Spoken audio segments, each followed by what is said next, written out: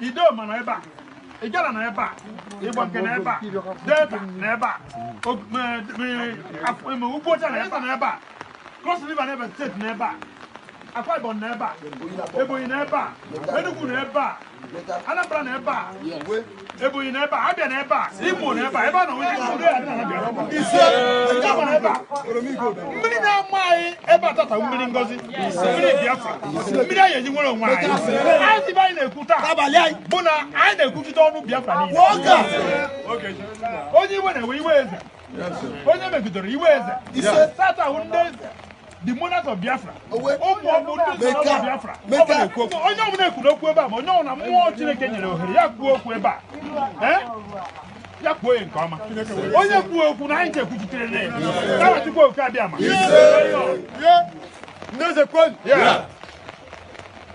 Ndeze mwon. Ndeze zon. IPOB. One family. IPOB. One family. One family. IPOB. Umada kwon. Umada kwon. Umada Biafra kwon. Ojo ke Chukwu ke ga ro nu. Nye me lo wo no Washington. N'ebe anyị nọ ugbu a bụ na Abenze Gideon Ejike mmiri enwilo Eze Ozu Ancient Kingdom na Biafran land. Enwe ihe kpatara m ji kpọkọ ndị otu iwe na-ewe m maka ihe iwe ji ewe m bụ ihe na-emenụ n'Enugu steeti, na-eme na Anambra, na-eme na Abia, na-eme n'ọtụtụ ebe dị iche iche mana igwe ọcha entire Biafra land niile. Iwe na-ewe m ọya ka m ji wee kpọkọ ndị otu m niile bụ ndị monarchs of Biafra, ndị eze niile n'ime Biafra anyị ziri ezi nga and anyị nọ na one umbrella. Ndị eze kwenu, ndị eze mụọnụ, ndị eze zụọnụ, ọkwa dị na one umbrella. Ihe m na-ekwu ụmụ taa, ihe m kwụsọ nwa n'ụlọ taa bụ because of ihe na-eme ụmụaka anyị n'ime Biafra.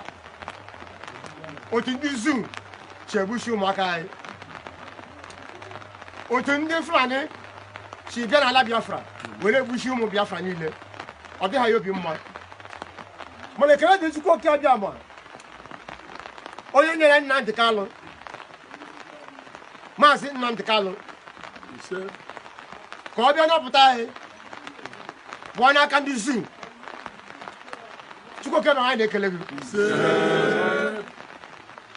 wekwe na-asị Nnamdi Kanu bụ ihe nke Afrịka.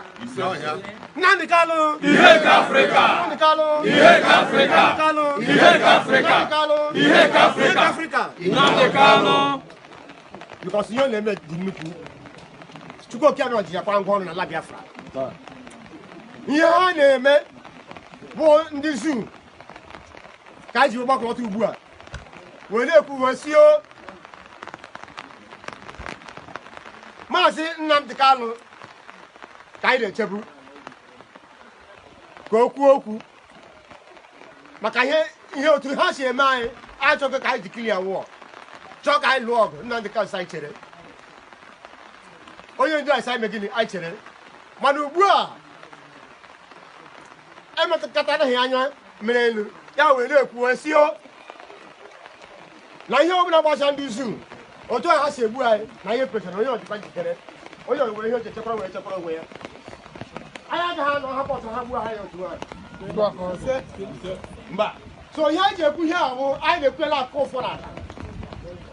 Maka ni ho ndị nze na ndị eze na ụmụada gbakọrọ palace n'ụbọchị taa wee na-ekwu okwu a na-akọ ụfọ n'ala were sị na ya sọpọtụrụ Maazị Nnamdi Kanu by ihe o kwuru gbasara ndị zoo na ndị na-enwe ike ịbịa n'obodo a wee na-egbuchi anyị wee na-enye warning ma ndị sọgbọ niile nọ n'etiti anyị ma ụfọdụ ndị mmadụ bụ ndị Biafra na-eme ha arụ ụlọ ha akpọ ndị Hausa ma ndị Fulani tinye gị na be ha anyị na-enye ha warning and the one anyị na-enye ha 2 weeks warning ha si n'obodo anyị kwapụ and akwụkwọ na-esi n'obodo anyị kwapụrụ a ga-ahụ ihe tọbịa ti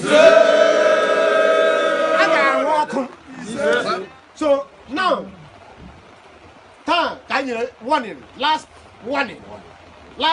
warning ha sịkwa asị ha mekwe ya de were ekwu were sio ndị niile ha lụrụ ụlọ tiri ndị Hausa na be ha were biri anyị na-enyekwa 2 weeks na ndị Fulani ha kwa ngwongwo ha si ụlọ ha pụọ immediately within 2 weeks and ha tụkwara ịkwara ngwongwo ha within 2 weeks hapụ ihe ha hụrụ ha were ndeze kwanu ndeze mụọnụ ndeze zụọnụ ndeze kwozụọnụ ọgwayo anyị na-enwe ofe embrola wee kpebi ya na-akọ ụfọ n'ala na ọ ga-adị otu a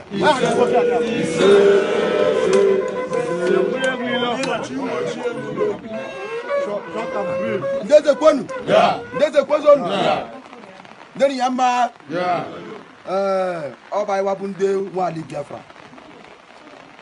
ma bụ nye nwali Igbocha ma bụ King Ọparala Okocha Olumiri JP nye nwali Igbocha 1 of Biafra land n'ụbọchị keta anyị wa ndị nwali Biafra nna ka adatụ nụ Chukwuka bịa ma gboro ali Biafra nye gai ọ bụrụ datụ nụ ndị Fulani ka n'ọbụla bekwa anyị wazuru ike n'ala anyị n'ogbu anyị na ha nwe anaka na anụ bekwe Ojukwu nugo 1-0 Ghana mee agreement that no nye ọbụla gboro resources ya nwe gboro ya ihe na ya ri ba ya ahịa the British mebe ka nugo 1 ya kwe ọhị dọrọ mbụra le odiriziri anaka ndị hụrụ ha nye ọbụla kwulizo n'osukwu the whole world leaders no Ali Igbocha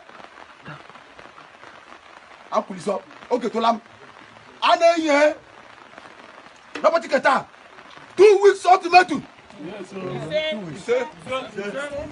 to the Nigeria that no odraga mbopega bakala akpakama obodo ha bụla ndị dị mọrịdịrị anyị gaba anyị ba bụ 2 weeks ndị Fulani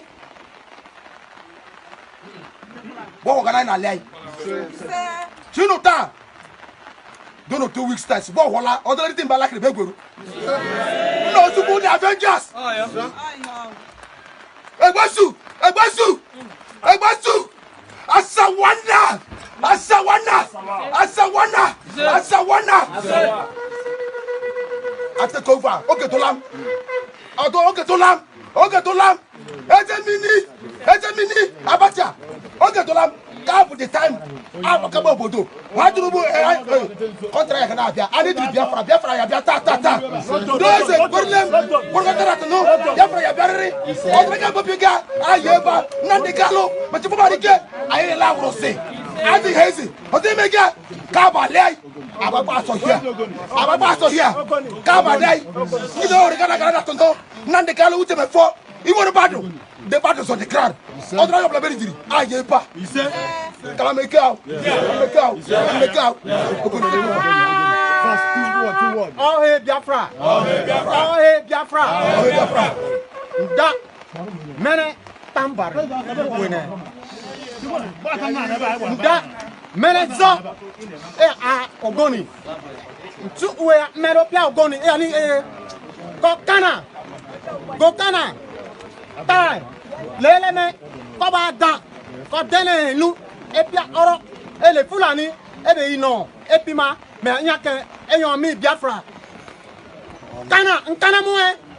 Enkanamo kana. Enkanamo gokana. Enkanamo tai. Enkanamo eleme. Kono ena hi fagara me ayoni e. Me manyalo. Tere nyalo. Kono de pia kana ko tere nyalo. Biyina. Lolo wene. Banina. Don't provoke Ogoni. Because we know they take shit. Anoni eya. Fene yakma. Ogoni. Arake. Esa yiro Biafra. Sado ko ile ne nandikanu. Asu Biafra noa. Sai abalu. I abape. I abaporo. E abapia oro. E le pia fulani. Ikodo ko aledo. Ko ile ne nandikanu. Asu Biafra noa. E dere Ogoni. Asa ake.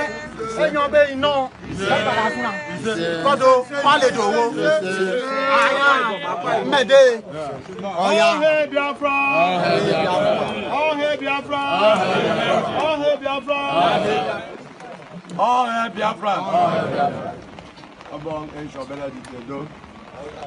Adanem mon. Abong sitet ya ki songo Biafra. Isin ben finam. Iwontum.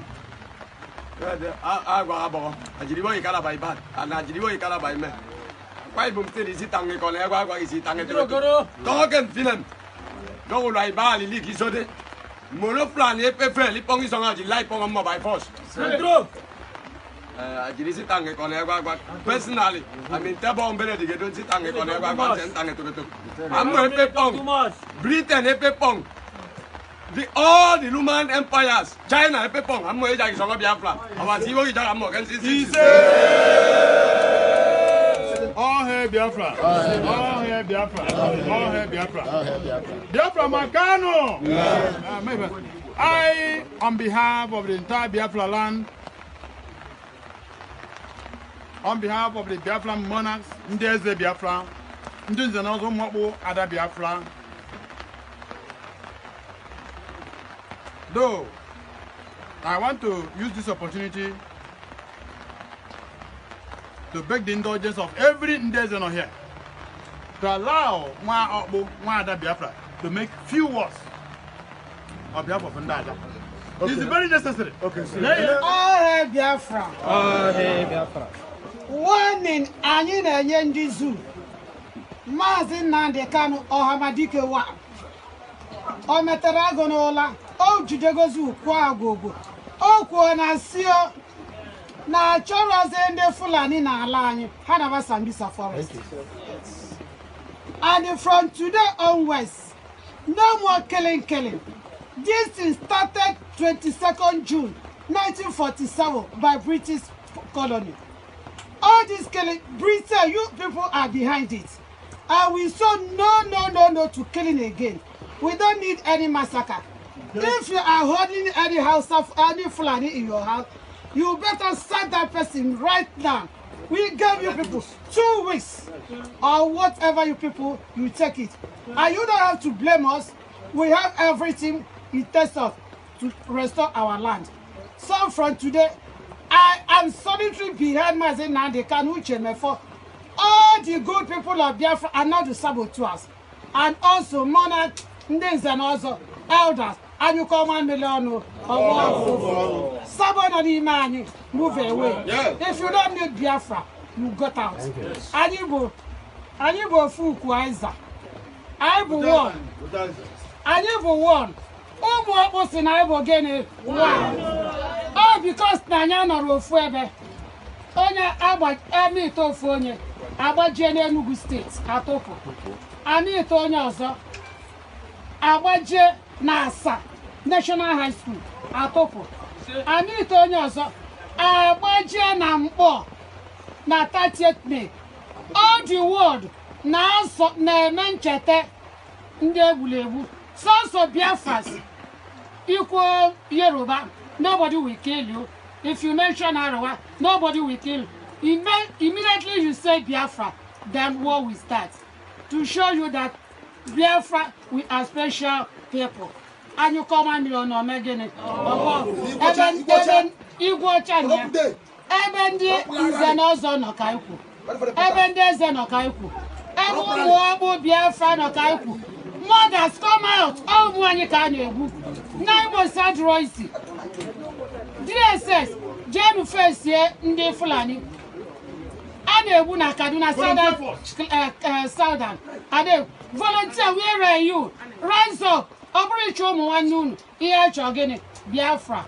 Biafra go, Alamarama. I know bad. All hail Biafra. All hail Biafra. All hail Biafra. I standing on the existing protocol. I stand upon all the existing protocols. The addresses given by my colleagues, Ndeze Biafra, Umuada, Zenozo Biafra. I am standing on their existing utterances and addresses to make this comment. One, the entire Biafrans is totally against the killing of Biafrans and APOB members and security of Abe in Enugu. What the zoo did against our men, our boys, our APOB members in Enugu, the Ndis and also is saying totally no! We condemn it. We condemn it.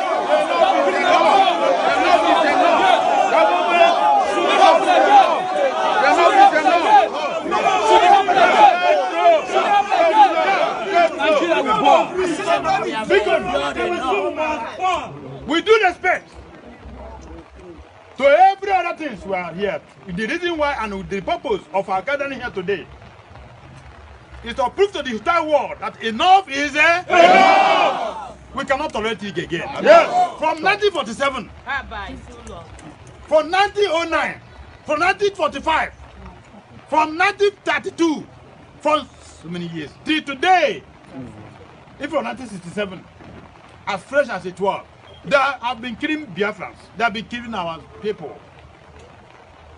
Oh, what have we done? The monarchs of Biafra, these are Biafrans. Enough is what? Enough! We are not animals. We are not going to tolerate it any longer. Yes. If they want to war, we are going to give them war. Yes. If they want peace, we are going to give them peace. Yes. Or if they don't want peace, we give them what? Peace. This is What? War. What? War. What? War. Anyone know? And I know. War. War. War. War. War.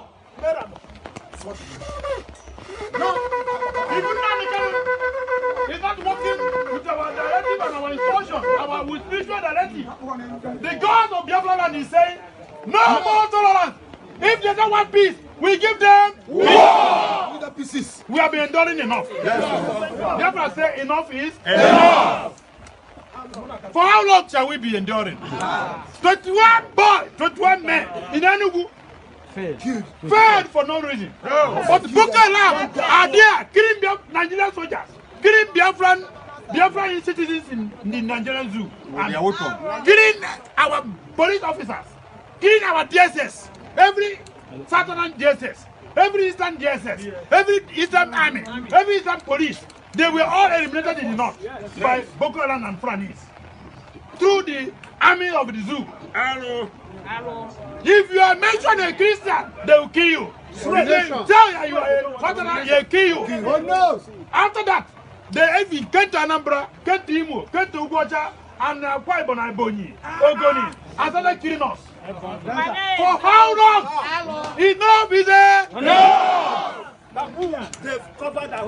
What Biafran monarchs are saying for the entire Biafran land, from Edoma to Igala, Igala to Ibanke, Edo, Igoro, to Bayelsa, to Ugbocha, to Delta, to Cross River, Akwa Ibom, Enugu, Ebonyi, Anambra, Benue, and every other places. They were all here, Imo.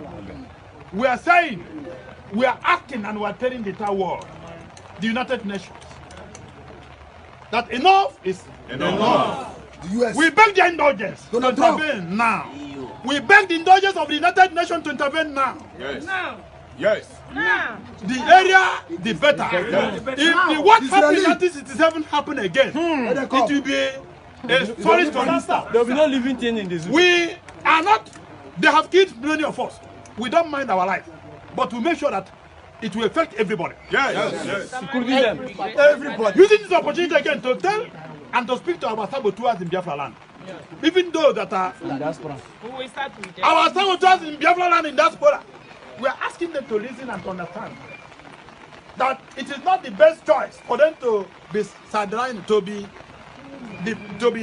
sidelining themselves and claiming that they don't belong, they don't involve them. It will involve them very soon. Yes. Soon. Wherever you are as a saboteur, you'll be traced out. Yes. Anywhere you are as a saboteur against Biafran struggle, you must be traced out. Yes. You must be detected. Yes. Even though that are inside IPOB, claiming to be security, but you are killing Biafran citizens, killing Biafran sons and daughters. Many people are alive. You'll be detected. Yes. Onye jenye kwanya ka no choro kama onye jenye kwanya otori bato run there's a ball onye jenye kwanya ka no choro kama ta therefore Biafra get tibu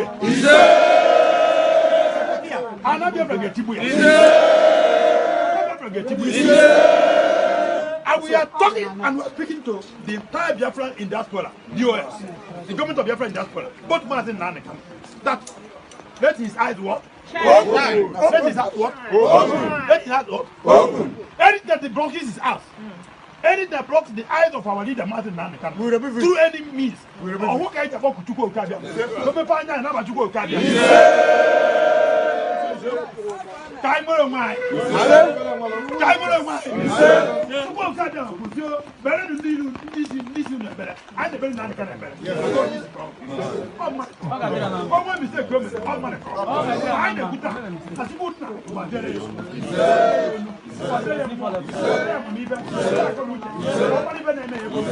Hey! Come on, even I know never. Kind of so when I could be now. Udo ga dị na Biafra na Chukwu Okaja. Ndị minye niile n'ebe a, ndị unu ga-adụ ndị nchekwa na Biafra, security, ndị volunteer forces, ndị BSS, ibe niile nọ na Biafra ndị nchekwa, ndị unu ga-adụ ndị volunteer forces ga-adụ ndị BSS ga-adụ ndị akụneji mba niile ga-adụ nchekwa niile nọ na Biafra unu ga-adụ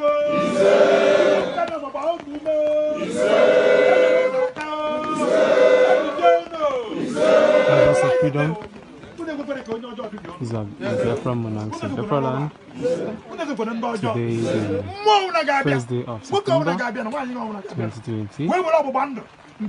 They gathered to speak against the killing of Biafrans in They are here to speak against the killing of Biafrans all over Biafra. They said enough is enough. What I'm saying here is not shared. They have said enough to the killings.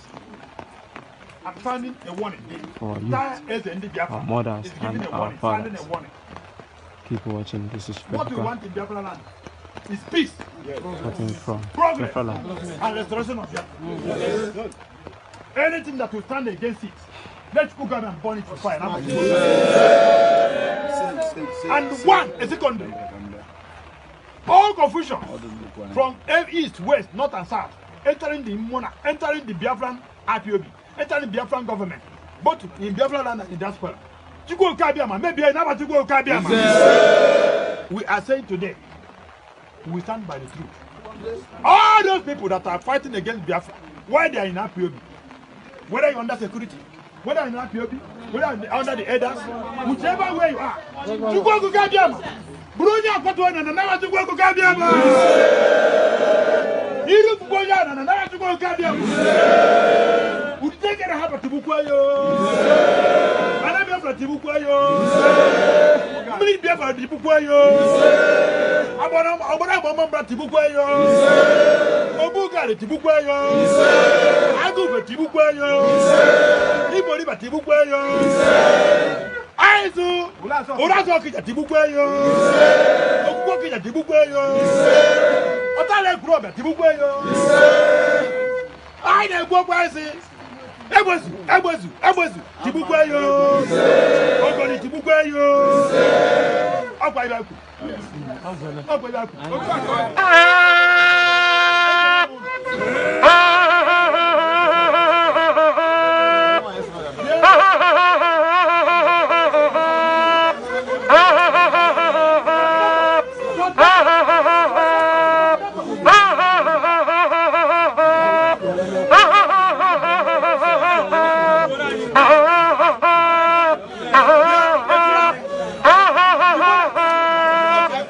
Kalo na ihe gbasara ndị dragon wa onye ọbụla ha gburu ofu onye ndị Biafra gbuo ha 20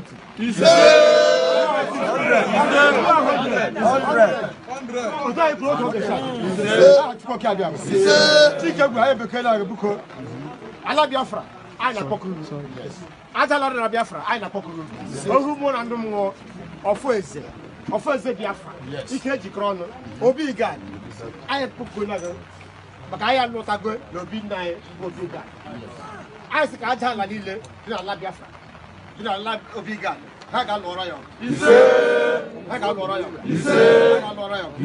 ha ga ndị izu ndị Hausa aha Chukwuoke Abiama anyị were akwụkwọ Chukwuoke Abiama iketere ligala Chike bụ bukonu lekwe Nnamdi Kanu ọ ga-adị ya na mma ọ ga-adị uche bụ fọna mma ajọ mmụọ ajọ mmadụ George onye Igbo ajọ mmadụ nwere aga ahụ a ga-adị ndụ wee Biafra lọta anyị nwa ndị Biafra monarch anyị ga-anọdụ wee chere ha pụtara Chukwuoke Abiama onye ọnwa agaghị arụ onye mfe agaghị arụ na Chukwuoke Abiama ee dịka otu ndị ụmụnne anyị wee eze ndị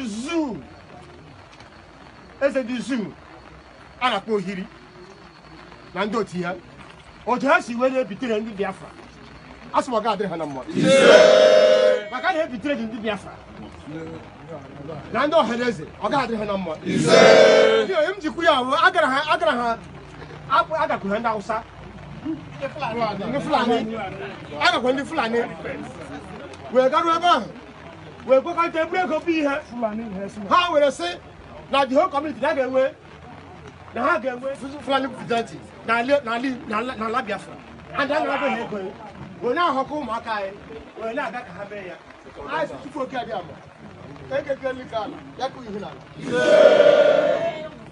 ndị eze ndị usu ahụ na-asị ahịa niile ọgwụsịsị ya ihe na-ebe ahụ wee na-ekwu okwu ndị eze niile nọ n'ime Biafra land na ndị nze na ọzọ nọ n'ime Biafra land na ụmụada nọ n'ime Biafra land anyị kwuru ya wee kpụọ ọfọ n'ihi na ndị eze ji ọfọ Biafra anyị na-ekwu ya na-eme taa anyị na-akụ ọfọ n'ala Biafra kwesị ka aja ala niile nọ n'ala Biafra mụ ohu mụ na nnụ mụ nọ n'ala Biafra bilitenu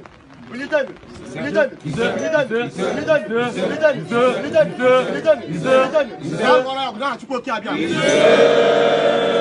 ga ebe kola ekekeli kala bukonu anyị na-akpọkuru ala Biafra niile ohu mmụọ na nnụ mmụọ nke na-emere Biafra ihe gbedata ma ike nke dị n'elu ma nke dị n'ala ma mmụọ nọ n'elu ma mmụọ nọ n'ala n'ime Biafra anyị akpọkuru n'ụbọchị taa wee sunu bilite ndị eze Biafra na kpolu ndị nze na ọzọ Biafra na kpolu ụmụada Biafra na kpolu sunu bilite galụ ụlọ na Chukwuoke Abiama ndị ọbụla bụ onye Fulani na ndị niile na-agba anyị mgba zọdụrụ ụkwụ n'ala Biafra wee na-egbu ụmụ anyị ala ha zọdụrụ ụkwụ n'ala Biafra ego nụrụ ha niile ala Biafra nwere nụrụ ha niile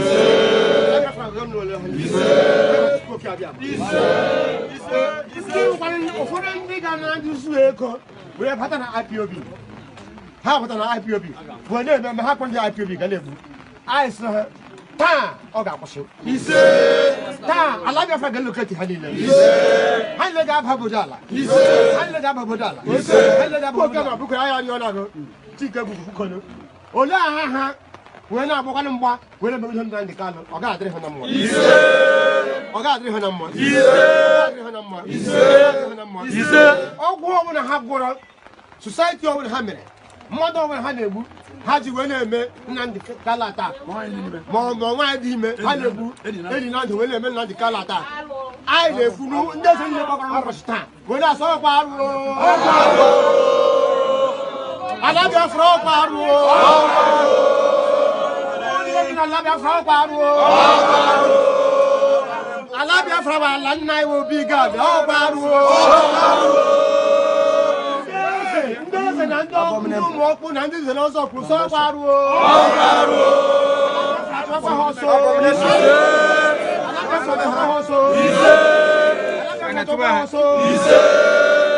si bụ ọhịa ga-eme ya n'aha Chukwu oke abịa